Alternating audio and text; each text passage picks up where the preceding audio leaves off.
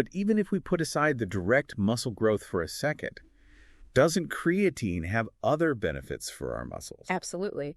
Even if this particular study didn't show a huge effect on muscle size, we know that creatine has a whole range of effects at the cellular level that can support muscle growth and adaptation to training. Like what kind of effects? Well, for starters, it can stimulate satellite cells, which are important for muscle repair and growth. So it's helping those muscles recover and rebuild after a workout. Exactly.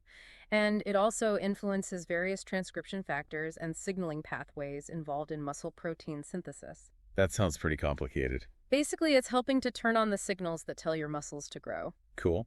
And are there any other cellular benefits? Yeah, creatine has also been shown to reduce inflammation and oxidative stress in muscle tissue. So it's kind of protecting the muscles from damage. In a way, yes. So how do all of these cellular effects actually translate into what we experience during our workouts?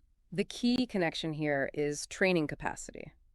What does that mean exactly? It means that creatine can help you train harder, lift heavier, and do more reps. Because your muscles are recovering faster and adapting better. Right. And over time, that can lead to a greater training volume, which is a major driver of muscle growth. So even if you're not seeing massive gains overnight, creatine might be helping you push harder in the gym, which ultimately leads to better results. Exactly. It's all connected. Okay, now there were a few other interesting points that came up in that YouTube discussion. Let's touch on those. Sure. Like the whole thing about whether creatine works differently for men and women. Right. So the sub-analysis in this study that looked at sex differences didn't find any major differences in how creatine was absorbed or used between young men and women. But that was based on a small sample size, right? Yeah. Yeah, it would be good to see more research in this area.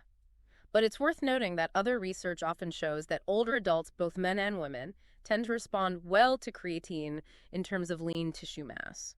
Interesting. Okay, another point was the fact that they didn't use a loading phase in this study. Yeah, Candow mentioned that they probably skipped the loading phase to avoid even more water retention. Which would have made it even harder to see the changes in muscle mass they were looking for. Right. He also suggested that future studies might consider a pre-supplementation phase or a higher dose after the first week to better detect long-term effects.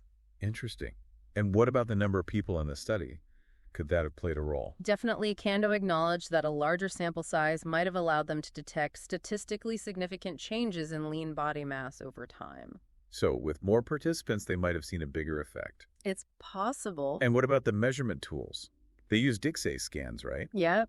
But those aren't perfect, right? No, they have a margin of error, which means they might miss small changes in muscle mass. So maybe creatine is having subtle effects that the DIXA scans just couldn't pick up.